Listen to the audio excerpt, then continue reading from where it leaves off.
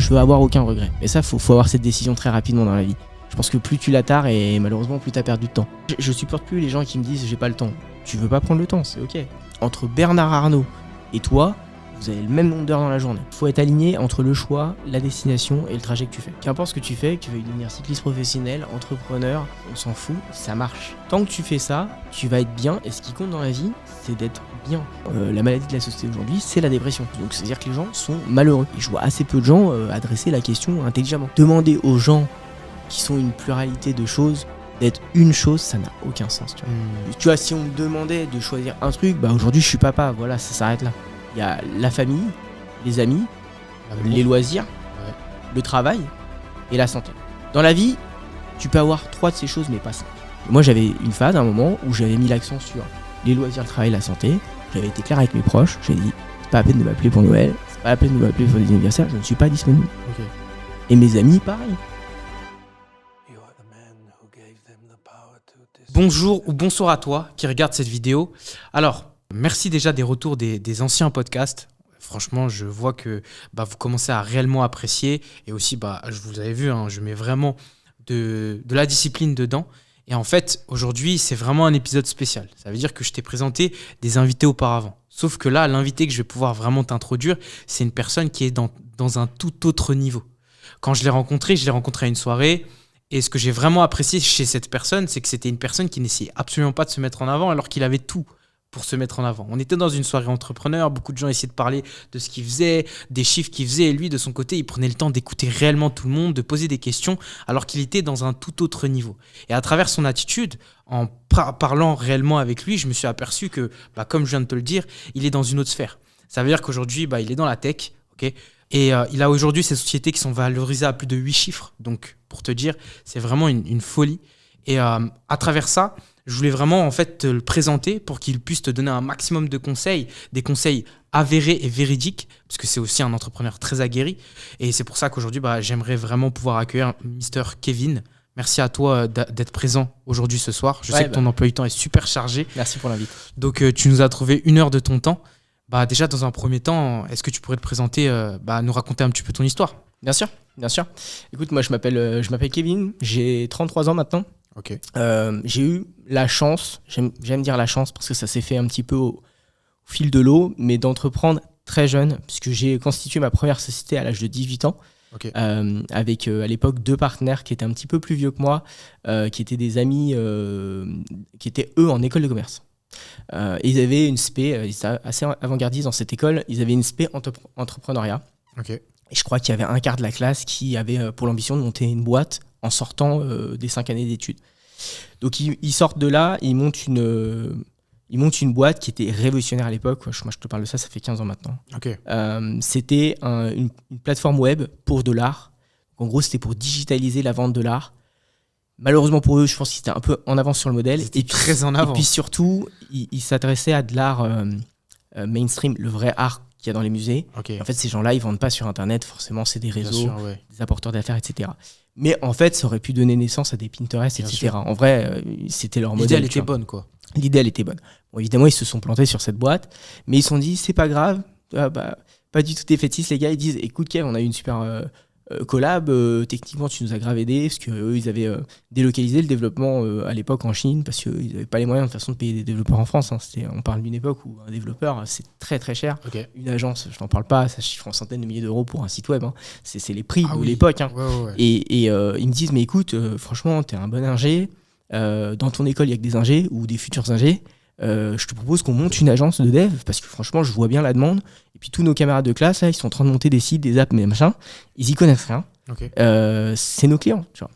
Et donc moi, comme je t'avais expliqué quand on s'est rencontrés, j'ai eu la chance finalement de monter une première boîte avec une superbe histoire, puisque avec ces 2 personnes on monte une belle boîte, ils ont la clientèle, j'ai les ressources techniques, c'est mon métier. Moi je n'avais pas imaginé être entrepreneur, mais je m'étais dit de toute façon j'ai fait des études d'ingénieur, c'est pour faire, je faisais mon métier.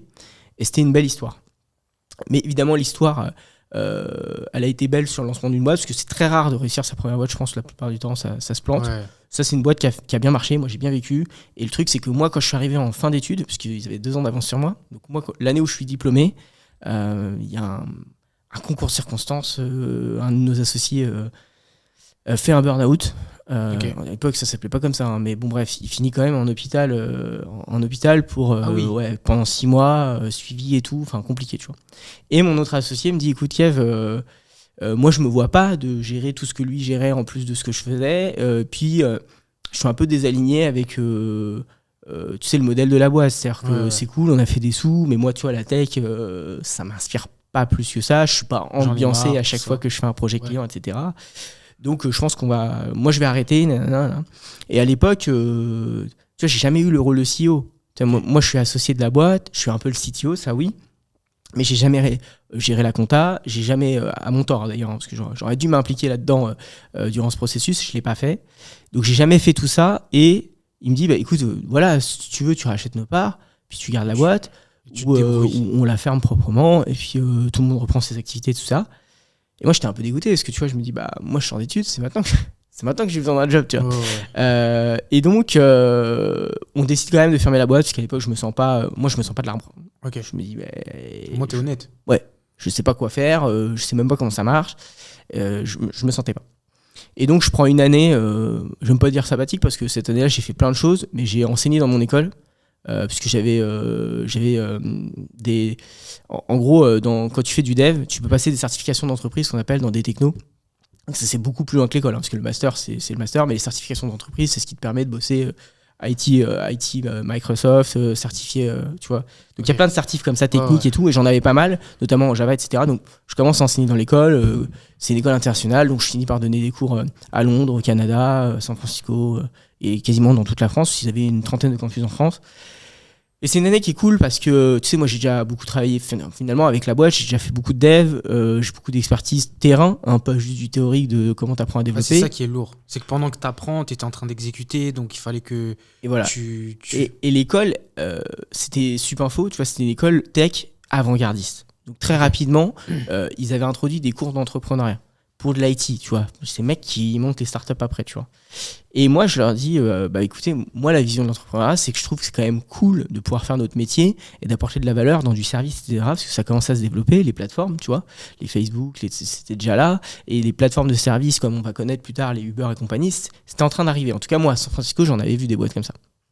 Et je disais aux gens, franchement, c'est très cool d'être ingé, vous pouvez faire, sortant de Supinfo, de toute façon, les gens ils se battaient pour recruter les gens. Les boîtes venaient chercher les étudiants en disant, directement. Ouais, on prend lui, nanana. Et il n'y avait pas les contrats pro et tout à l'époque. Hein. Donc c'est vraiment, ils venaient te chercher, t'étais diplômé.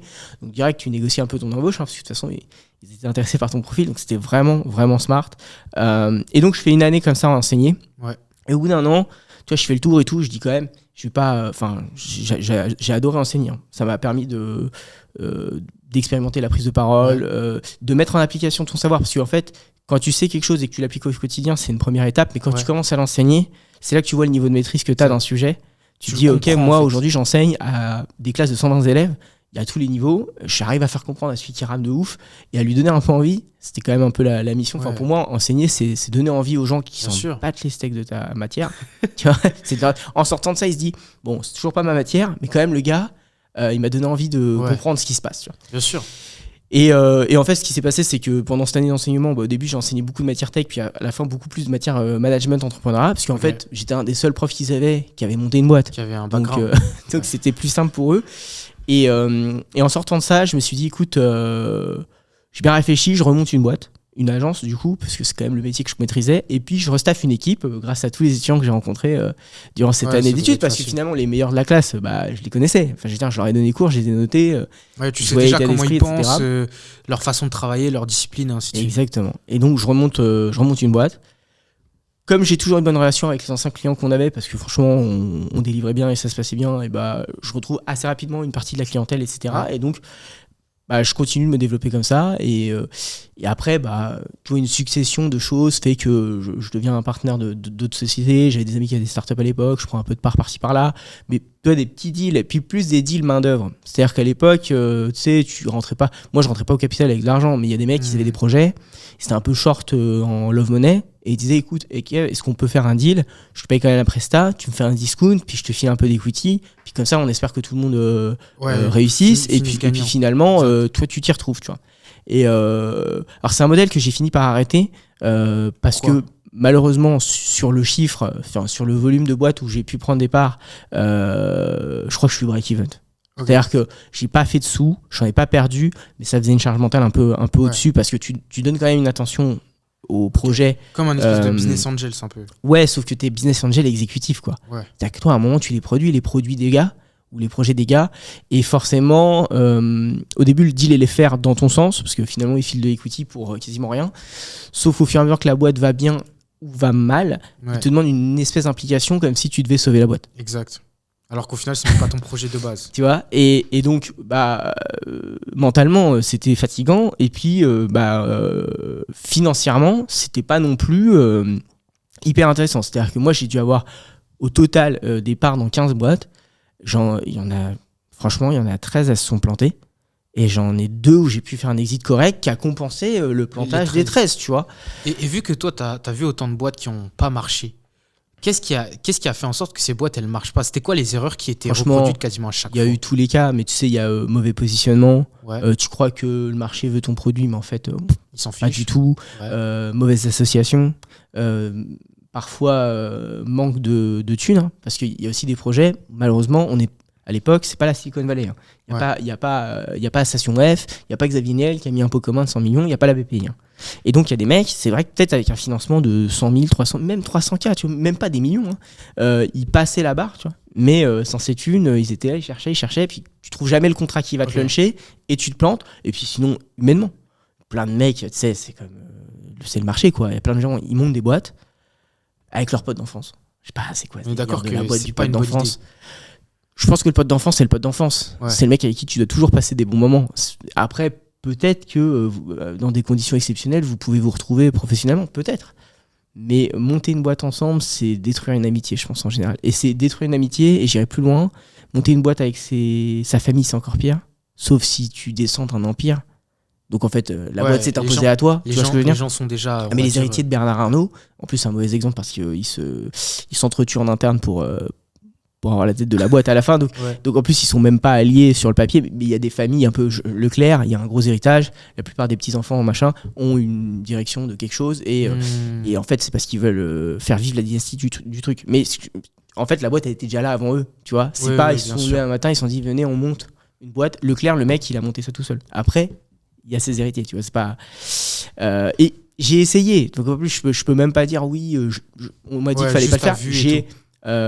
J'ai monté une boîte avec mon frère, ça n'a pas marché. Aujourd'hui, mon frère il est partenaire d'une des boîtes, mais en fait, c'est pas comme ça. Ce qui s'est passé, c'est qu'il a été salarié de cette boîte, il a monté les échelons et aujourd'hui, il prend un poste de direction et il prend des equity parce qu'en fait, c'est la suite logique de développement. Okay. Tu vois, on n'a pas monté la boîte en part égale et en se disant. Il a dû faire ses preuves en fait, tout simplement. Et donc aujourd'hui, la part qu'il a, elle est méritée et puis elle s'inscrit dans une dynamique où de toute manière, je vais pas la développer cette filiale de toute manière, tu vois. Et c'est quoi qui fait un bon associé du coup? Si toi tu devais décrire un petit peu des critères que tu vas regarder en fonction de certaines caractéristiques et que tu devais, on va dire, les enseigner à quelqu'un qui commence le business et qui te pose la question comment je choisis correctement mes associés, tu dirais quoi? Écoute, moi j'entends toujours les mêmes trucs et je suis pas trop d'accord avec, donc j'étais un peu disruptif aujourd'hui, mais moi j'entends souvent il faut être complémentaire. Je suis pas d'accord avec cette phrase. Okay. On s'en fout de la complémentarité. Il te manque un truc, tu recruteras un salarié, ça sert à ça. En fait. Et puis d'ailleurs, toutes les success boîtes que je connais et qui m'inspirent, tu prends Google, Eric Schmidt et Larry Page, c'est 2 ingés. Hein. Rien de complémentaire, qui font la même chose, littéralement. Non, ce qui est important, c'est est-ce que tu as un mec avec toi au jour 1 ou si vous tombez dans la merde, il nage avec toi pour sortir du truc. Okay. C'est ça un bon associé. En fait, de toute façon, les gens ils jugent un bon associé sur une situation où tout va bien, mais il faut juger un associé sur une situation où tout va mal. Si quand tout va mal, le mec il est présent, il joue le jeu, il sort les doigts, il trouve des solutions avec toi, tu vois, et vous vous en sortez, c'est un bon associé. En fait, qu'importe d'où ils viennent, qu'importe ce qu'il sait faire à la base ou pas dans la boîte, ce qui compte c'est ce qu'il délivre au moment où c'est la crise. Donc du coup, c'est hyper dur au jour 1 d'une boîte, surtout en France où tu as des subventions de partout. Enfin, franchement, souvent les premiers mois de la boîte, c'est pas les pires, malheureusement. Ça devrait être les plus structurants. C'est plus c'est quand il y a des thunes ou quand il y a un truc qui commence à structurer et que pouf, des fois tu loupes une marche et c'est là que tu vois ce qui se passe et souvent ça se passe mal. Tu vois, parce que les gens se déchirent, ils se rejettent la faute les uns sur les autres, ils prennent pas la responsabilité, ils s'aident pas, ils s'accusent. C'est un peu ça, les différents problèmes. En tout cas, ils font pas les choix que devraient faire des associés pour s'en sortir. À la limite, la seule question à te poser avec un associé, au-delà de ses compétences, évidemment, si le mec il sert à rien, il va pas avoir un associé passif, à ce moment-là, prendre un investisseur. Mais en partant du principe qu'il travaille, toi aussi, la seule question à se poser, c'est la même question que le jour où tu veux te marier avec une meuf. Ouais. Est-ce qu'elle veut des enfants ou pas? Ok. Parce que ça, moi, je comprends pas. Il y a des couples, ils se rendent compte de ça au bout de 10 ans. Ah ouais, mais elle veut pas d'enfants. Ouais, mais je pensais qu'elle allait changer d'avis. Mais qu'est-ce que tu racontes? C'est trop structurant dans la vie de quelqu'un pour qu'il change d'avis. Si la personne, elle t'a jamais dit qu'elle voulait des enfants, c'est mort. Qu'elle Et veut puis pas même, c'est d'enfants. une question que tu dois poser au Et départ. donc, la question transposée à l'entrepreneuriat, c'est est-ce que tu veux vendre la boîte ou est-ce que tu veux faire un empire? Ok. Si vous voulez vendre la boîte, mettez-vous d'accord, un prix. À quand est-ce qu'on excite? Quand et combien? Comme ça, le jour où ça se présente, soit vous êtes trop en dessous de votre offre, vous savez que c'est non. Il n'y a pas de on hésite. Non, c'est non, c'est pas en dessous. Soit c'est très au-dessus et tout le monde est content et c'est basta. Ouais. Mais si tu n'as jamais posé cette question et qu'un jour ça se présente ou qu'il y en a un qui est sur cette phase où il veut sortir, mais en fait ça n'a jamais été évoqué cette histoire. Toi, t'es pas dans la sortie, t'es en train de builder ton empire, tu vois. Et l'autre il te dit on vend bientôt, non? Quoi? Et bah là il y a un problème. Okay. C'est le même problème que les gosses, tu vois. Parce que ça va partir en couille. À moins que tu aies la capacité structurelle de racheter toutes les parts de ton associé et de continuer sans lui, ce qui est très rare. Hein. Parce que souvent, c'est lui qui a pas les thunes de racheter. Bien sûr. De toute façon, t'as pas les thunes de racheter sa part, tu vois. Ça n'existe pas. Okay. Et bah, ça détruit des boîtes qui marchent. Ok. Les autres trucs, ça détruit des boîtes qui marchent pas en général. Mais qui auraient pu marcher si c'était accordé, les mecs. Tu vois. Oui, c'est en gros de s'accorder directement comme un couple, en fait, sur la vision de là où est-ce qu'on se projette sur 5 ans, 10 ans, 15 Exactement. ans. Et que petit à petit, quand ça arrive, bah écoute, on en a déjà parlé et maintenant c'est le moment où c'est pas ça. Le moment. Quoi. Et bah, moi, j'ai jamais eu trop à poser cette question parce que, comme je t'ai dit, les boîtes où j'ai eu des partenaires, j'ai pas réussi à les faire marcher. Ouais. Les boîtes où j'ai été tout seul, j'ai trouvé un chemin qui m'a permis de les structurer. Ouais. Aujourd'hui, je me retrouve avec plein d'associés. Mais finalement, ça s'est fait au fil de l'eau. Et c'est des gens qui étaient souvent en interne et qui ont rendu le truc structurant. Et qu'aujourd'hui, je les ai en partenaire. En fait, j'ai totalement confiance en leur vision, etc. Et eux n'ont pas du tout la vision de sortir de l'entreprise. Parce qu'en fait, ils ont grimpé les échelons pour que ça marche. Et en fait, aujourd'hui, ils sont contents d'avoir un système où ils peuvent scaler, faire du business et avoir des parts. Alors que s'ils montaient une boîte de zéro, ils n'y arriveraient pas à faire ça. Tu vois. Donc moi, aujourd'hui, mes associés, la plupart, c'est plus comme ça que ça s'est fait, tu vois. Ouais, c'est de façon naturelle, tu l'as pas trop calculé. Le seul contre-exemple étant le partnership que j'ai avec Oussama. C'est vraiment le seul parce que Oussama, c'est un raccord d'idées, on fit sur trop de trucs et on décide de faire des trucs qui ont des synergies pour nos activités respectives. Ok.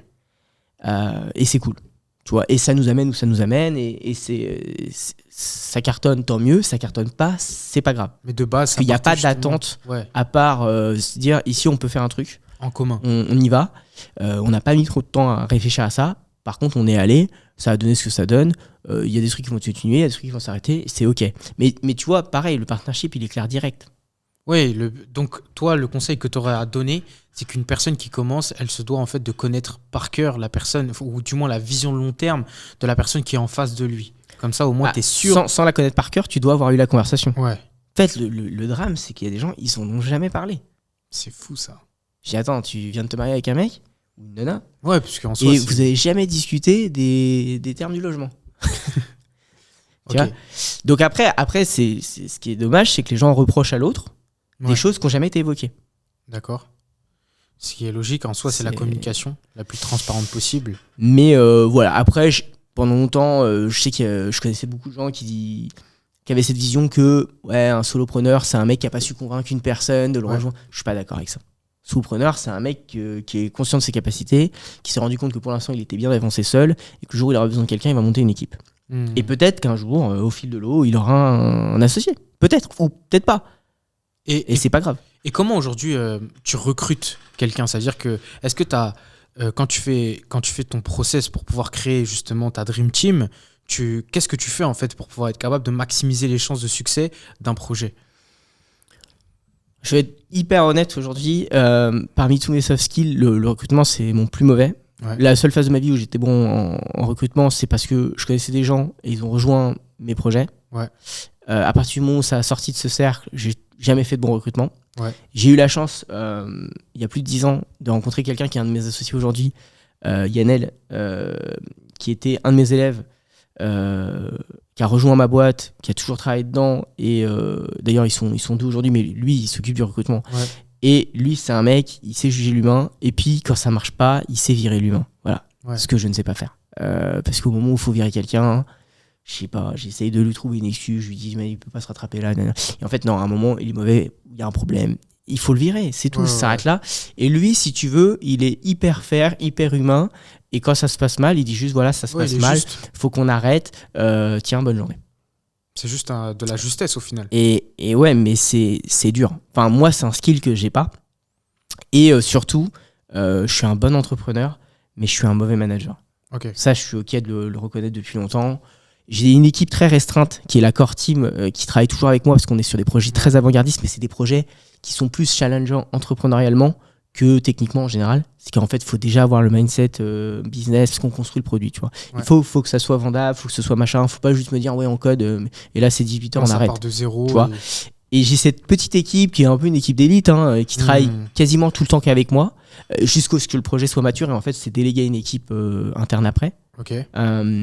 Mais en fait, ces gars-là, je les gère pas parce qu'ils sont tellement experts de ce qu'ils font que c'est mes consultants. Enfin, c'est eux qui me disent ça on fait pas, ça keffe, c'est mauvais. T'es pas derrière eux à vérifier ce qu'ils font. Ils ont aucun lead dans la société, mais sur les décisions projets qu'on adresse ensemble, ils ont plus de pouvoir de décision que moi. Sur ça va faire, ça se passe faire, ça c'est pas ouf, etc. Tu vois. Donc, j'ai pas de ratio managérial. On se parle à une table comme si on était au même niveau, ce qui n'est pas le cas institutionnellement dans la boîte, mais en fait ici dans cette équipe-là, c'est pas la question. Parce que déjà ils ont un intérêt à tous les projets qu'on fonde. C'est quand même comme ça que tu motives les mecs à utiliser leur matière grise à outrance. De faire en sorte que chacun ait la part en fonction du travail qu'il a fourni. Ouais, qu'importe dans lequel business unit ça va finir dans le groupe, ils ont de l'equity dessus. En tout cas sur le résultat financier. Ils n'ont pas de paternité parce qu'à un moment donné, on peut pas mettre le nom de tout le monde en bas de l'échelle, on s'en fout. Logique, puis surtout, on s'en tape souvent, je pense. On a la reconnaissance interne. Personne n'oubliera qui a fait quoi dans la boîte, c'est pas le sujet. Mais voilà, on va pas écrire publiquement sur le site, codé par machin. On s'en fout parce qu'en fait, tout ça, c'est l'image du groupe, justement. C'est ça qu'on met en avant, c'est ça qu'on construit communément. Mais je pense que financièrement, en fait, tu vois, la justesse du travail, quand tu veux juger de quelqu'un s'il travaille bien ou pas, c'est l'argent. L'argent, c'est la récompense d'un travail bien fait. Si tu as bien fait ton taf, tu gagnes beaucoup d'argent. Si tu as mal fait ton taf, tu gagnes pas d'argent, voire t'en perds. Et c'est de la prise de décision, en fait. Exactement. Et donc, en fait, quand on fait des produits qui cartonnent et qui font un max de bif, je vois pas pourquoi ils n'auraient pas leur part. Ce qui est logique. Ils ont travaillé comme des acharnés pour pouvoir être capables de réussir. Et donc après, j'avoue qu'il y a des trucs qui se font au cas par cas, mais tu vois, pareil, c'est des décisions qui se prennent toujours smooth, tu vois. On n'est jamais en mode débat. Bon, alors là, aujourd'hui, c'est jamais le cas. Et pour arriver au niveau auquel tu es arrivé, tu vois, parce que quand même, il y a très peu de gens qui vont arriver à ce type de niveau-là. Ça a été quoi? Parce que tu parlais de skills tout à l'heure. C'est quoi, toi, tes super skills? Je pense aujourd'hui, mes meilleurs skills que j'ai eu avec l'expérience, c'est que je suis pas borné. Moi, je suis prêt à écouter tous les avis. C'est ça qui est fou. Pour peu qu'ils qu'ils apportent quelque chose. Parce que là, on s'était rencontrés en soi, tu sais, il y avait beaucoup de gens qui faisaient beaucoup moins de chiffres que toi. Qui parfois disaient un peu n'importe quoi, mais je voyais un peu que tu avais une écoute vraiment active de ce qui se disait, tu vois. Alors que tu aurais pu dire vas-y, la flemme, de toute façon, je sais déjà ça, tu vois. Non, mais alors, il y a toujours un peu cet effet quand tu parles avec des gens. Déjà, il y a toujours des choses. À un moment, quand tu fais de l'entrepreneuriat depuis X années, oui, heureusement qu'il y a des choses. Moi, ça fait grosso modo, ça fait 15 ans. Parce que 18, 33, enfin, grosso modo, tu vois. Après, il y a des hauts débats, il y a des moments très actifs, pas actifs, mais ça fait une quinzaine d'années. Oui, quand t'entends les gens, il y a toujours des trucs que tu sais. Oui, souvent, il y a des gens qui disent des bêtises. Bon, mais moi aussi, j'en dis. Tu vois, j'aurais pas la prétention de dire l'inverse. Mais en fait, si t'es un peu attentif, il y a toujours des gens qui ont vécu un truc que t'as pas tout à fait vécu et que tu peux apprendre quelque chose. Ça, déjà, c'est la première chose. Moi, la personne qui est en face, qu'importe son statut, en fait, même si elle est même pas entrepreneur, j'estime que je peux apprendre un truc. Le problème, c'est que si t'es pas dans cette posture-là, tu vas louper l'information que tu pouvais apprendre. Or, cette info, elle est peut-être hyper structurante pour toi. Tu peux pas savoir. Si tu l'as pas appris, tu l'as pas appris. Ça s'arrête là. Donc moi, je suis parti du principe que je peux apprendre de tout le monde. Du coup, quand je fais très peu d'événements networking, mais quand j'en suis un comme celui de l'autre fois, je suis vraiment en mode écoute parce que je suis là pour ça. Je suis là pour rencontrer des gens. Je suis pas là pour asseoir de l'autorité sur ces gens. Ça ne m'intéresse pas. Les seules fois où je fais ça, et une fois de plus, il faut que ça ait du sens. Je suis devant un board, il y a des investisseurs. Faut rappeler qui c'est le boss. Je le fais. Et pas plus avec plaisir que autre chose. Je m'en fous. Parce qu'à un moment, si tu le fais pas, il t'arrive une Sam Altman, tu vois. Ouais. Ce qui était une énorme erreur de ce board d'ailleurs, puisque tout le monde se barre de la boîte et il va remonter une boîte et il aura 100% des pouvoirs. Enfin, tu vois, mais il faut, voilà, je pense que cette capacité qu'ont peut-être les petits entrepreneurs de vouloir montrer, je sais pas trop d'ailleurs ce qu'ils veulent montrer, mais expliquer qu'ils font plus que les autres, parler de leurs chiffres, machin. Moi, si tu me les demandes, je te les donne, mais je veux dire. Qu'est-ce que ça a changé ? Déjà, je t'ai expliqué quand on s'est vu. Ouais, moi, j'ai un certain niveau business, mais plus j'ai avancé, plus je vois que je suis un petit poisson dans un univers de monstres marins. C'est même plus des exactement. Poissons, donc, en fait, qu'est-ce que ça veut dire, tu vois ? Est-ce que tu as une posture où tu veux continuer de te développer ? Et ça passe par le développement humain aussi. Parce que des gens, ils parlent tout le temps de business, c'est bien, mais si tu te développes pas aussi personnellement... à un moment, tu te retrouves avec un truc qui te dépasse et comme t'as pas les épaules et l'état d'esprit pour, de toute façon, tu vas perdre le contrôle et voilà, tu vois. Donc voilà, moi, je suis pas... faut être humble dans la vie. Déjà, c'est quand t'es comme ça que tu peux avoir des opportunités. En plus, en étant comme ça, t'as aussi des gens qui ont envie de travailler avec toi là où ils auraient pas eu envie de le faire autrement. Et moi, je le dis, c'est souvent une opportunité pour toi plus que pour la personne, en général. Et si tu veux travailler avec des gens qui représente une opportunité pour toi, il vaut mieux avoir cette démarche d'écoute, de partage, de pas donner ton avis si on t'a pas demandé. Enfin, c'est des règles de base au final qui s'oublient au fur et à mesure entre guillemets du succès. Mais je pense que ça doit être, comme tu l'as dit, un petit succès. Ça veut dire qu'une personne qui est conscient de qu'importe les résultats qu'elle fait, il y aura toujours un plus gros poisson.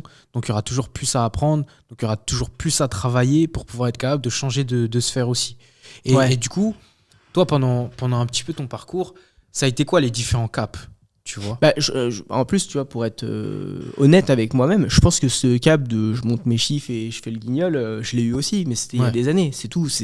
En fait, je dirais même que c'est un parcours normal de l'entrepreneuriat. On en a parlé. Enfin, quand tu fais ton premier million, tu fais le guignol et t'en parles à tout le monde. Ouais. Enfin, en fait, c'est juste que la société, elle est faite d'un tel format qu'à un moment... si t'as fait ce chiffre-là, que t'en as pas parlé, déjà les gens croient pas que tu l'as fait. Je trouve complètement stupide, mais bon, ça fait partie du process, tu vois. Et puis après, en fait, il se passe que tu fais un autre truc, et puis après, tu te rends compte que dans la discrétion, ton business se passe mieux. Que les gens qui font des affaires au niveau où t'as envie d'aller, ils parlent jamais, ces gens-là. Ils font des affaires, tu vois. Et donc, t'arrives à un endroit où t'as plus besoin de montrer ta Rolex, machin. Enfin, si tu veux, j'ai même pas de montre, j'ai rien. Je m'en fous, en fait. C'est pas parce que je peux pas m'en payer, c'est parce que je m'en fous. En plus, moi, j'aime pas trop les montres, mais il y a des gens qui adorent ça, tu vois. Et en fait, je sais qu'il y a un petit univers, je dirais, de l'entrepreneur entre 1 et 10 millions. Voilà, moi, j'ai un peu chiffré comme ça, où t'es dans le matu. Il faut montrer ce que t'as fait. Donc parce entre 1 et 10 millions, il faut montrer que... voilà, c'est l'impression que les gens me donnent, en tout cas. Tu es en train de réussir. En soi, moi, je suis totalement dans cette période-là et je me reconnais dedans, tu vois. Ça veut dire que en soi, je suis toujours obligé de prouver, parce que continuellement, les gens me demandent de prouver. On me dit, ouais, mais tu dis ça, mais est-ce que tu as fait ça ? Tu dis ça, est-ce que tu peux montrer ça ? Tu vois, donc inconsciemment, limite... tu dois avoir des signes ostentatoires de richesse parce que sinon les gens vont pas forcément te croire, et du fait qu'en plus je reste relativement jeune, il y a des choses sur lesquelles je dois encore plus prouver que derrière ça je suis capable de pouvoir atteindre certaines sphères, tu vois. Après je dirais que ça dépend aussi des parcours personnels des gens, et je t'en avais parlé, je crois. Moi, j'ai eu la chance assez jeune, parce qu'il fait partie de ma famille recomposée, d'avoir un mentor qui est le père de ma belle-mère. Il est troisième, il a été, en tout cas je sais pas où il en est maintenant, mais il a plus de 70 ans, donc il n'a plus rien à prouver. Il a été 3e cabinet d'architecte de France. Son cabinet s'appelle Valode Espis. Pour ceux qui s'intéressent, vous pouvez aller chercher, c'est pas un colleur de gommette. Et moi j'ai eu la chance d'avoir ce modèle d'entrepreneur en modèle proche de moi, parce que moi personne n'est entrepreneur dans ma famille, hein. Mon père a eu une auto-école, mais bon, c'est un truc petite entreprise. Ma mère est aide-soignante, elle travaille en hôpital depuis toujours, etc. Donc, j'ai pas de modèle dans ma famille d'entrepreneur.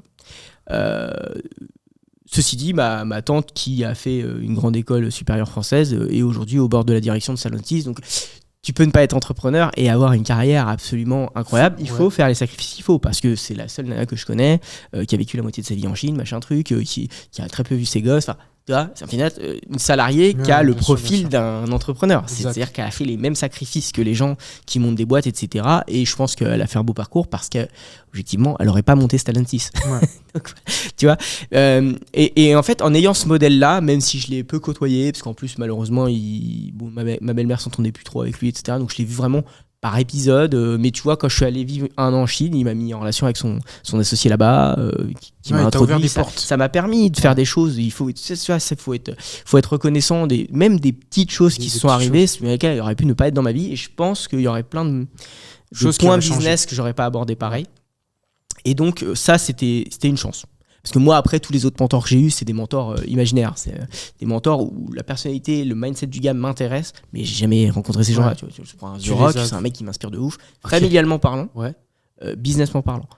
Mais tu l'as jamais côtoyé, il t'a jamais croisé de ma vie. Enfin, je veux dire, tu vois. Mais il y a des trucs dans son attitude. Des fois, j'aime bien prendre ces exemples-là. C'est des fois, tu es dans la sauce et tu sens que tu vas mal réagir et là, tu te dis, comment The Rock, il aurait fait quoi? Et en fait, c'est intéressant parce que tu te dis, bon, t'as ton modèle du gars parce que tu le connais pas, tu vois, mais tu te dis, ouais, il aurait pas pété un câble publiquement, c'est pas son genre. Et en fait, ça te permet de te recadrer par une tierce personne dans ta tête et de te dire, qui n'existe pas. Vas-y, je respire, je réfléchis 2 secondes. Et maintenant, je fais beaucoup ça. Quand il y a des trucs qui me saoulent, je réponds pas sur le moment, j'attends. Et puis après, quand j'ai une formulation qui est correcte et qui finalement est mieux le reflet de mes idées, je réponds, tu vois. Okay. Et beaucoup de gens, ils oublient de faire ça.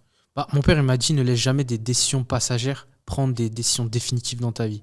Enfin, ne laisse jamais tes émotions passagères prendre des décisions définitives dans ta vie. Parce que, en soi, quand tu es énervé... C'est les pires décisions. Exactement. Tu insultes quelqu'un, tu vas dire, ouais, sur le coup, ça t'a fait du bien, mais quand tu prends du recul, tu te dis, en fait, j'ai perdu le contrôle et juste été con. Tu vois. Non, puis, tu sais, il y a l'adage qui dit que tout ce qui est dit est pensé. Ok. Donc quand tu vas dire ouais mais je le pensais. Ouais. Tu l'as dit quand même. Ça a été dit, ça a été fait. Ouais, c'est comme quand quelqu'un il va te faire une blague un peu dégueulasse. Il va dire oh, mais c'est une blague. Ouais mais. Tu l'as fait. Tu l'as dit, tu le penses. Il y a une part de vérité dans ce que tu viens de dire. Même si derrière tu dis que c'est une blague, oui mais. Voilà. Et ça c'est important, mais de toute façon plus tu avances dans la vie et plus tu te rends compte que objectivement, j'ai pas la prétention de dire que je ne blesse personne, mais moi, si je parle, je préfère que ce soit pour apporter des choses à la personne. Ouais. Et à la limite, si j'ai rien de sympa à lui dire, je lui dis rien. Ok. Tu préfères te taire? À quoi bon l'ouvrir pour lui faire du mal? Volontairement, involontairement, directement, indirectement, moi je m'en fous. Le résultat, c'est le même, tu vois. Ouais. Et parfois, juste tu dis rien et c'est très bien. Hein. C'est comme les gens qui vont mal et tu sais, il y a des gens qui pensent que quand tu vas mal, t'attends qu'ils te disent quelque chose, mais non, des fois tu vas mal, t'attends qu'ils t'écoutent, c'est très bien aussi, tu vois. Et de toute façon, la posture d'écoute est plus difficile, mais elle apporte beaucoup plus dans la vie. Tu sais que c'est vraiment dans un monde où il y a très peu de gens qui écoutent vraiment, tu vois. Mais ça, c'est la faute du... On est dans une génération qui est saturée d'infos. Ouais. Du coup, tu sais plus quoi écouter aussi. Même les gens qui sont un peu dans l'écoute, ils se font parasiter. Ouais. Les réseaux sociaux, les notifs, les machins. Moi, j'ai plus de notifs sur mon tel.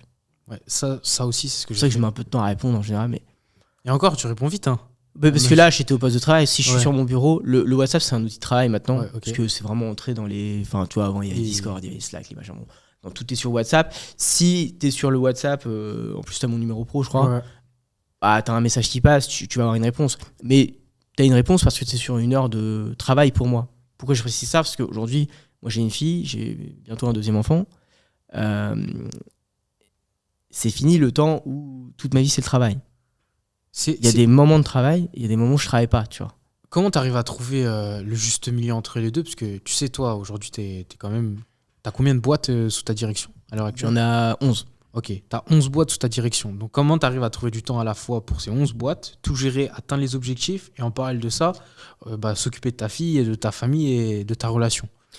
La réponse, là, je te l'avais déjà donnée en partie, Ouais. mais en gros, une grosse partie de ces boîtes est gérée par des gens. Donc, tu as trouvé des gens Donc, compétents Déjà, à la tête. De toute façon, tu peux pas monter des boîtes comme ça si tu n'as aucun relais. Hein, c'est impossible. Ouais. Enfin, pour moi, ça n'a pas de sens de faire ça. Hein. Après, tu deviens l'esclave de tes boîtes. Hein. Exact. Et l'autre point, c'est décider. Moi, je supporte plus les gens qui me disent j'ai pas le temps. Tu veux pas prendre le temps, c'est ok. Dis-moi, je veux pas prendre le temps.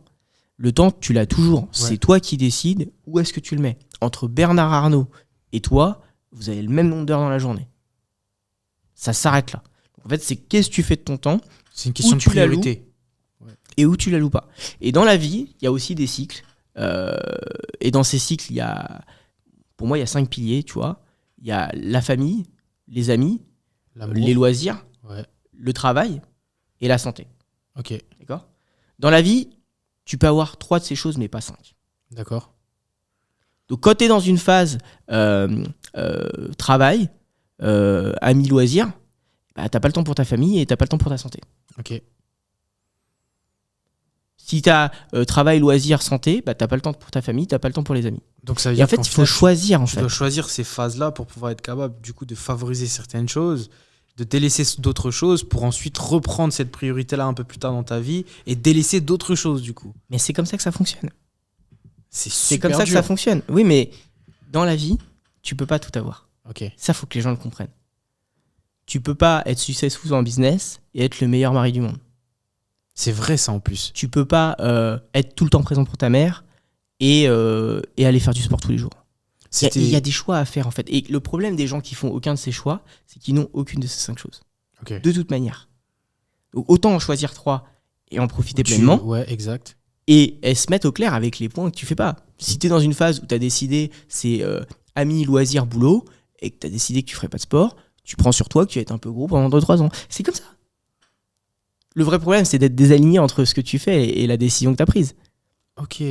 Donc, en gros, Quand j'étais dans une énorme phase business et que j'avais pas encore ma femme dans ma vie, bon, elle est arrivée assez tôt quand même, parce que ça fait 9 ans qu'on est ensemble, mais bon, ça fait déjà un moment que je travaillais. Moi, j'avais une phase, un moment, où j'avais mis l'accent sur les loisirs, le travail, la santé. J'avais été clair avec mes proches. J'avais dit, c'est pas la peine de m'appeler pour Noël, c'est pas la peine de m'appeler pour des anniversaires, je ne suis pas disponible. Ok. Et mes amis, pareil. Et ils l'ont pas mal pris Et pendant on s'en fout qu'ils le prennent mal. c'est tes choix. C'est ta vie ou c'est la leur. Ouais, bien sûr. Alors après, ils le prennent mal. On peut en parler de ça aussi. Déjà, tes proches, ils peuvent le prendre mal, ça restera tes proches. De toute façon, quoi que tu fasses, ils le prennent mal. C'est vrai. Déjà, la question, elle est réglée. Ouais. Ensuite, les amis. Bah, c'est triste à dire, mais ça fait aussi le tri entre les vrais amis et les gens qui sont de passage dans ta vie. Et moi, j'ai pas de problème avec les gens qui sont de passage dans ma vie. Tu sais, moi, des amis, j'en ai 3. Et la plupart, je les connais depuis entre 15 et 20 ans. Wow. Donc depuis, c'est pas que j'ai pas rencontré de gens. C'est juste que c'est des gens que j'apprécie, qui sont sûrement là pour une période de ma vie, plus ou moins longue. Mais j'appelle pas ça des amis. Ouais. De toute façon, moi, je prends un exemple. Si tu veux savoir qui sont tes amis, imagine que par mégarde, t'as tué quelqu'un et réfléchis qui t'appelle pour te débarrasser du corps.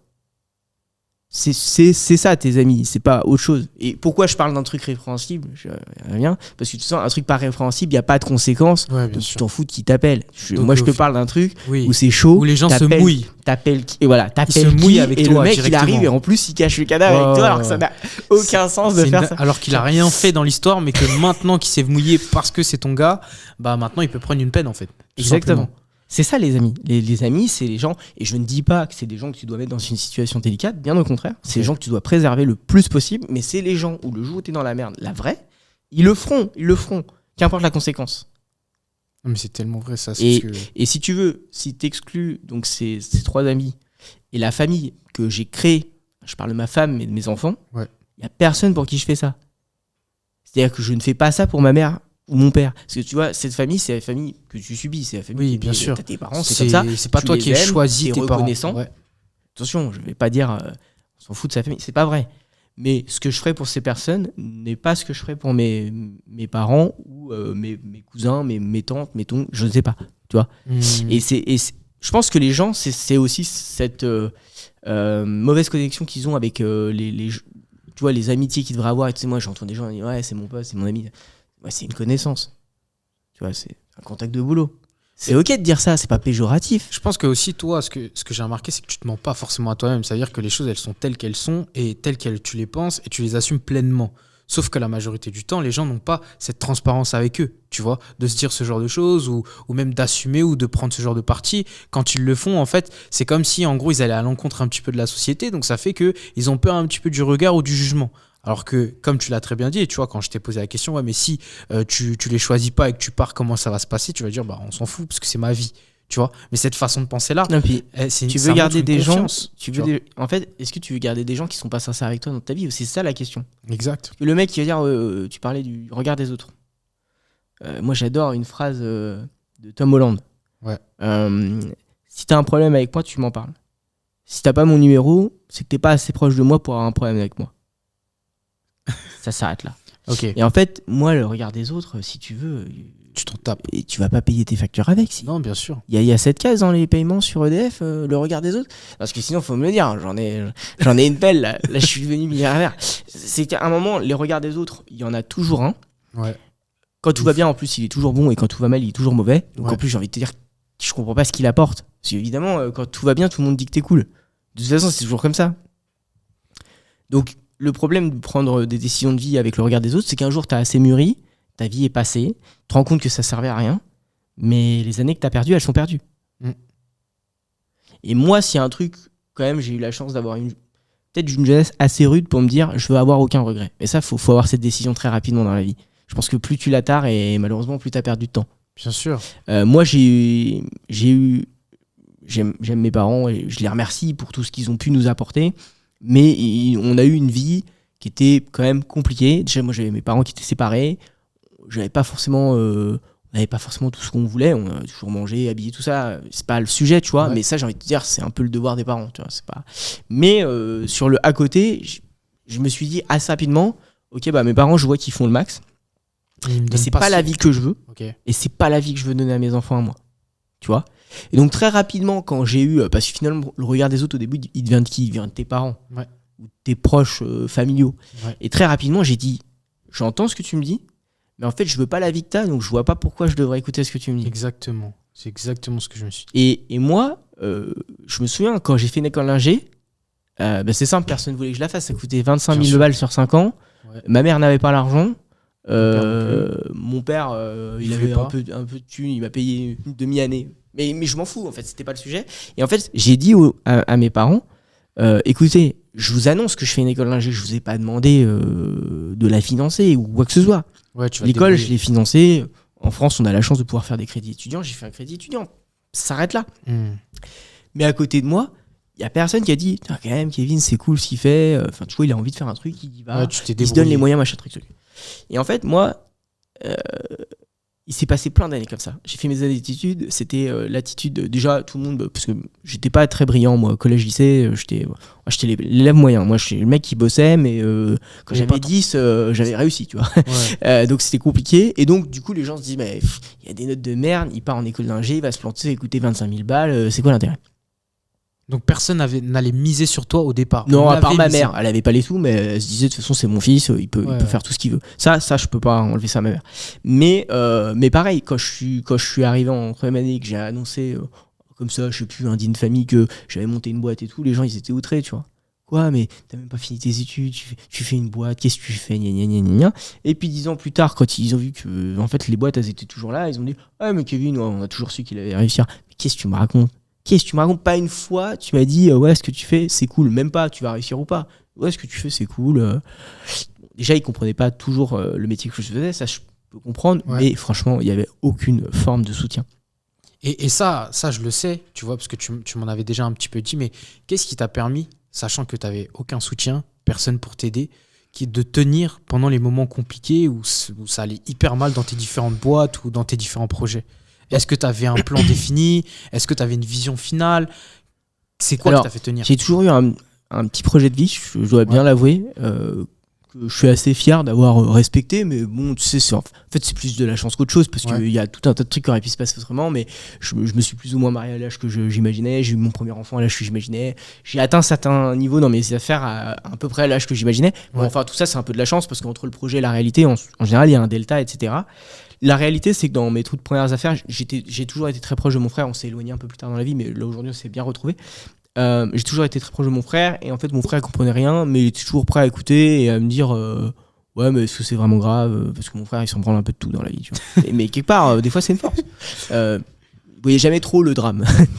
Il dit ouais, mais là il y a ça, c'est la phase tranquille, tu t'en fais une autre.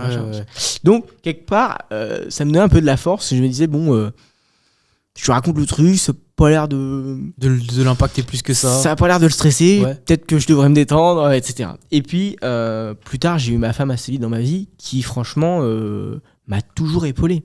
Ok. Malgré l'incertitude que ça crée dans le foyer, parce qu'il y a des moments, ce que je t'expliquais, c'est que sur 15 ans de boîte, il y a des moments où j'avais déjà pas mal d'activités, où on s'est retrouvé en galère.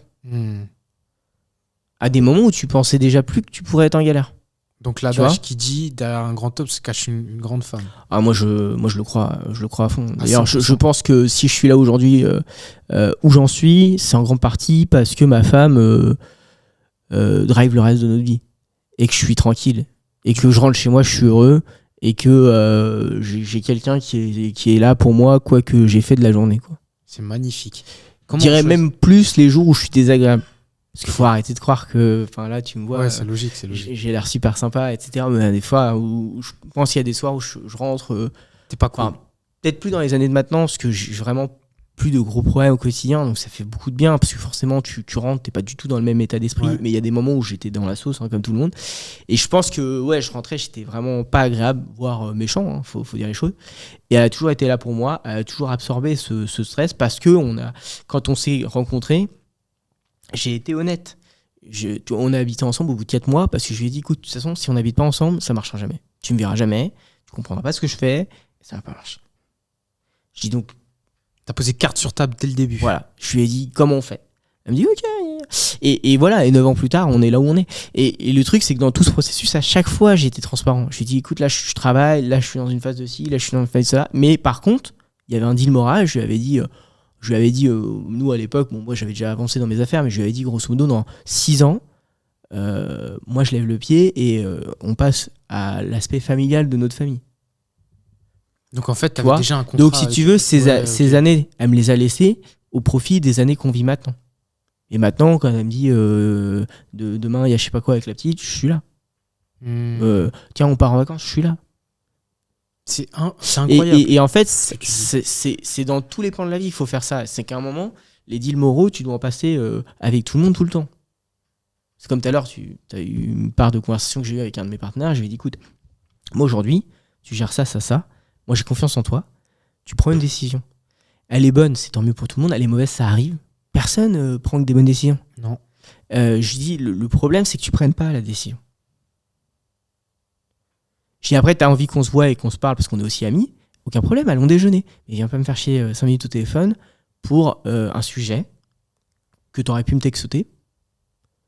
Ou alors, si tu estimes que c'est trop important pour toi, alors on se voit et on prend un moment de temps privilégié pour en parler. Ouais, c'est de faire les choses correctement quand il faut les faire et respecter. Moi, aujourd'hui, je suis un petit peu dur avec les gens qui parasitent mon temps. Ce qui est logique. Parce que t'as 24 heures dans une journée. Moi, je chie pas sur le temps des autres. Faites la même chose pour moi. Et du coup, je suis assez sévère sur, quand on me fait perdre mon temps. Tout comme, tu vois, je suis prêt à rencontrer n'importe qui, à prendre du temps. Ouais, c'est ça que j'ai remarqué. Mais moi, tu me plantes une fois. C'est fini. Voilà, c'est. Moi, ta chance, je te l'ai donnée. Alors, il peut y avoir un truc, un mec, un accident sur la route. Bien sûr. T'as compris. Mais c'est une question de respect, en fait. Tu vois. Et le problème de ne pas appliquer ça de manière rigoureuse, c'est qu'après, qu'est-ce qui se passe Les gens, ils en profitent. Et tout le monde chie sur ton temps. Ouais, alors déjà, ce problème-là arrive très vite. Mais surtout, c'est-à-dire que tu as une très faible opinion de toi et du temps que tu prends, etc. Et franchement, aujourd'hui, mon temps, il est précieux pour mes proches, notamment ma fille. Si tu respectes pas mon temps, je préfère passer 1 heure avec elle. Ce qui est logique. Tu vois. Et c'est comme je te disais aujourd'hui, le temps que je prends pour travailler, le temps que je prends pour mes proches, mais c'est du temps que j'ai choisi. C'est du temps que j'ai choisi. Moi, mes collaborateurs, ils savent. Après 18h, c'est fini. Pourquoi ? Déjà parce que je commençais à 7h du mat', hein. Donc, c'est pas comme si il n'y avait pas une plage horaire de disponibilité. Et parce qu'à 18h, c'est moi qui vais chercher ma fille et que jusqu'à ce qu'elle soit couchée à 20h30, elle a 2 ans et demi, je suis avec elle. Sauf cas exceptionnel, tu vois, ce soir c'est programmé, machin, et ma fille elle comprend, elle dit ce soir papa il travaille. Et c'est cool. Mais tu peux pas faire ça tout le temps et tu peux pas imposer un espèce de planning amovible à tes proches tout le temps et après leur dire ça va, je travaille pas tant que ça. Mais non, c'est pas un problème que tu travailles tout le temps, c'est le problème qu'on sait jamais quand est-ce que tu es dispo pour nous, mentalement et physiquement. Moi, ma femme, elle sait, dans la journée, je suis là parce que je travaille beaucoup chez moi. Et on a de la chance, elle a plus besoin de travailler, donc on est beaucoup ensemble. Moi, la journée, elle me parle pas. Pourquoi ? Parce que j'ai l'esprit, je suis pas disponible. Je prends 1 heure le midi, on mange ensemble. Parce que quand même, on est à la maison. C'est quand même désagréable de pas bouffer ensemble. Mais si en plein après-midi, je passe dans le salon, même si je suis pas au téléphone, je sais pas quoi, elle sait que c'est pas la peine de me parler. L'info, je vais pas la capter. Parce qu'en fait, je suis là, comme je dis, physiquement je suis là, mais mentalement t'es ailleurs. T'es en train de penser à autre chose. Et je veux pas que tu dises, tu me parles, et après, le soir, tu me redemandes, et je l'aurais pas fait, j'ai même pas écouté. Tu vois, mais tout ça c'est clair, tu vois, et du coup on n'est pas dans ces conversations qui n'ont aucun sens de mais t'avais dit que si, non. En fait c'est ça que je remarque, que ce soit dans tes affaires ou dans ta vie perso, ce qui a fait en sorte qu'aujourd'hui t'as le succès que t'as aujourd'hui, et tu me dis si je me trompe, c'est que dans un premier temps déjà t'as mis au clair dès le début la vision commune, et ensuite t'as mis en place du coup des contrats moraux, et ensuite de ça en fait tu fais en sorte de garder cet équilibre en respectant ce qui a été dit au départ. Donc, sachant qu'il faut respecter des deux côtés. Voilà. C'est-à-dire que si toi, tu t'es engagé quelque chose, il faut le faire aussi. Parce que bien sûr. Le problème des contrats moraux, c'est qu'il y a des gens, ils vont imposer un peu le contrat, mais ils vont pas tenir leur part du contrat. Moi, j'avais dit à ma femme qu'arrivée à une certaine période de la vie, dont on est dedans maintenant, l'argent ne serait plus un sujet pour elle. C'est un sujet pour moi, c'est plus un sujet pour elle. Elle met la carte, ça passe toujours. Ouais. Parce qu'à un moment, elle a sacrifié quand même un certain nombre d'années de sa vie alors qu'elle n'est pas entrepreneuse, pour que je monte ce que je fais, parce que moi, ça me plaît, au-delà de ce que ça nous apporte. Moi, j'adore mon métier. Je dis aux gens, je sais même pas ce que je ferais d'autre. Je sais pas quoi faire d'autre. J'aime ce que je fais. Et moi, quand je me lève le matin, c'est comme quand je prends des vacances. Je prends des vacances parce que j'ai envie de passer du temps avec mes proches, pas parce que j'ai besoin de faire un break. J'ai besoin d'aucun break, moi. Je peux travailler 365 jours par an. Déjà, je me lève le matin, je n'ai pas plus l'impression de bosser. De temps en temps, t'as une emmerde à gérer, mais ça, c'est tout le monde. Puis d'ailleurs, si tu bossais pas, t'en aurais d'autres. Tu aurais d'autres types de galères, et au final, c'est des galères beaucoup moins, on va dire, confortables. Oui, puis entrepreneur, le métier veut que tu règles des galères. C'est ça le métier de entrepreneur. On fait que ça au final, tous les jours. Donc, mais c'est vrai que c'est... Je sais pas d'où m'est venu ce conseil. Peut-être c'est aussi parce que quand j'étais jeune, j'ai fait beaucoup d'arts martiaux. Ça te donne une discipline mentale. C'est que dans la vie, tu fais des choix. Tu vois. Tu fais des choix. Moi, je regrette de ne pas avoir fait beaucoup de musique, mais j'ai fait beaucoup de sport, notamment des arts martiaux. Et les arts martiaux, ça m'a donné une philosophie de vie, une discipline que tu appliques aujourd'hui dans le quotidien, dans tes affaires. Qui est saine pour le quotidien. Tu vois, j'ai jamais été mal à l'aise dans la douleur ou dans la complexité, parce qu'en fait, tous les trucs qui ont vraiment de la valeur sur cette planète, ils s'acquièrent dans la souffrance. Faut être transparent. Et surtout, dans la vie d'un homme, on se doit en fait de protéger notre foyer, de subvenir à son besoin, d'être un petit peu le pilier de tout le monde. Alors, moi, ça fait partie quand même des valeurs que j'incarne. Je sais qu'aujourd'hui, on est dans un monde qui change beaucoup, ce que je respecte. Je ne suis pas forcément aligné avec toutes les nouvelles tendances d'idées. Notamment. Bien que je comprends que des gens soient intéressés par cette philosophie, et j'ai envie de te dire, le sujet n'est pas vraiment là. Le sujet, il est plus qu'on voudrait imposer à tous les autres qui n'adhèrent peut-être pas autant à cette philosophie, que c'est la nouvelle philosophie. En fait, le problème, je pense qu'il est là, c'est un petit peu comme dans la manière de vivre. Moi, la manière dont j'entreprends, où je vis, etc., je ne dis pas que c'est le modèle que tu dois appliquer. Je ne connais pas ta vie, je ne connais pas tes filtres, et ça se trouve, mon modèle, il est complètement toxique pour toi. Et en fait, moi, ce que je reproche au mouvement wokisme, machin, un truc, on s'en fout de ça. En fait, ce que je reproche, c'est que tu m'expliques que c'est la nouvelle normalité, que je devrais accepter, et que tu dois parce que vous avez décidé que c'est mieux. Bon.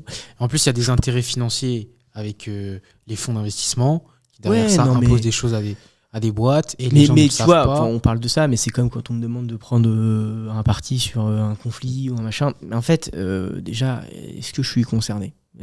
Moi, je veux bien prendre une position si je suis concerné directement et que, t'as pris le temps et que ça a du sens que je prenne une position. Parce que, par exemple, dire que le gouvernement français, c'est des nazes, c'est un point de vue.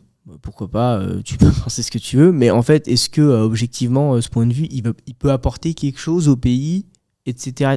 Je crois pas. Si c'était le cas, je pense que je le serais pays aurait déjà volontiers, changé. oui, voilà, je serais volontiers Déjà. sur le pied de guerre.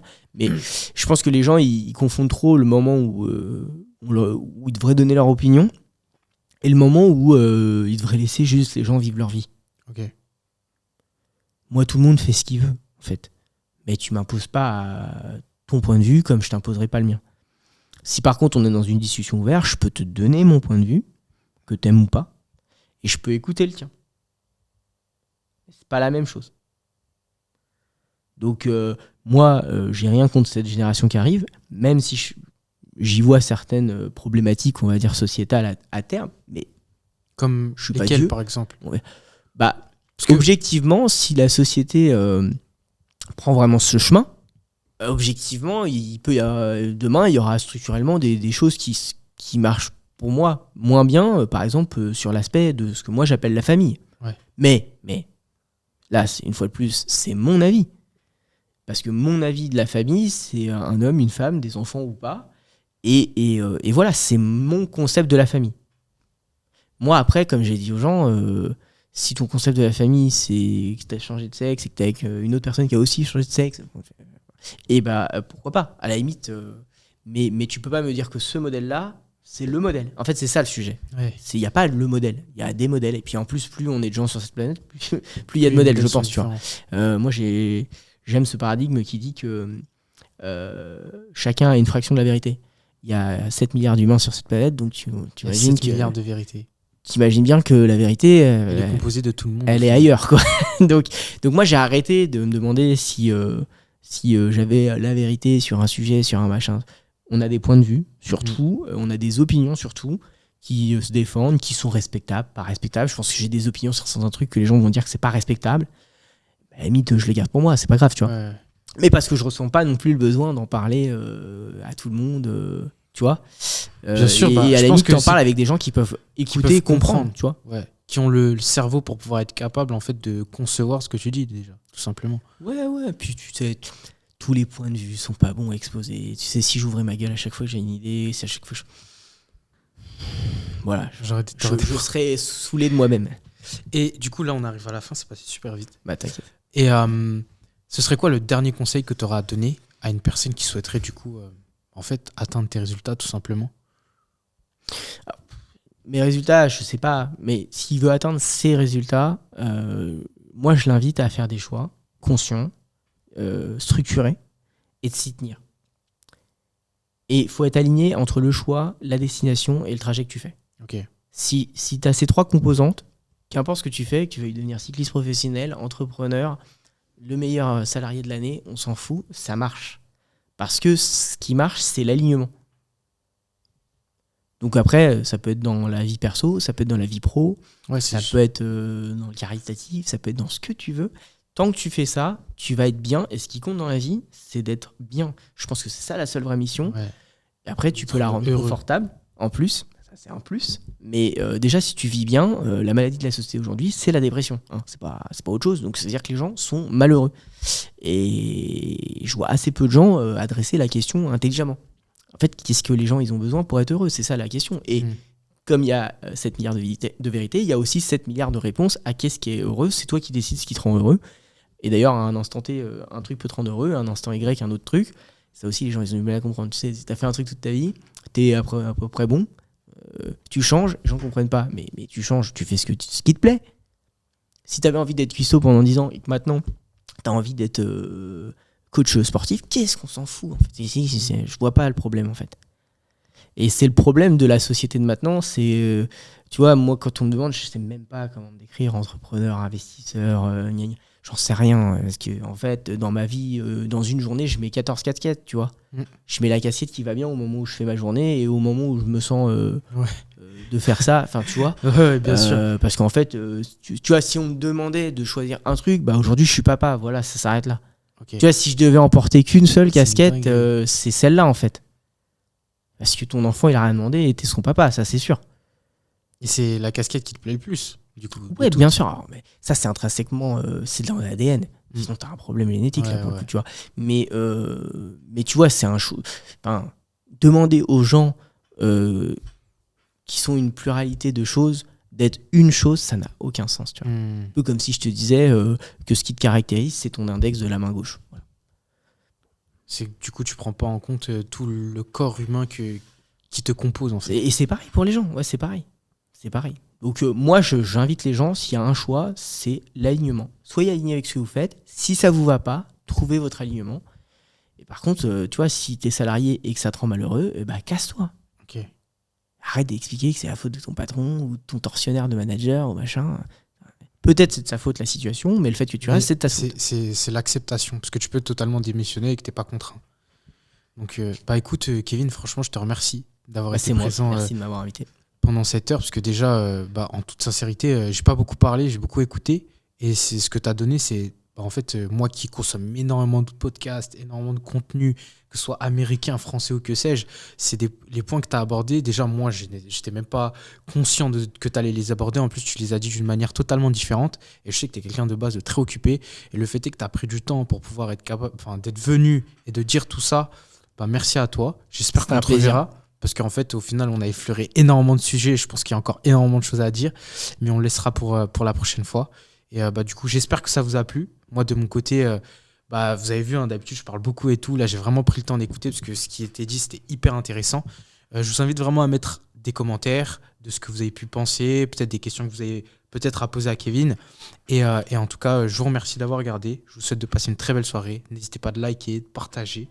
Et on se retrouve très prochainement. À la prochaine. Ciao.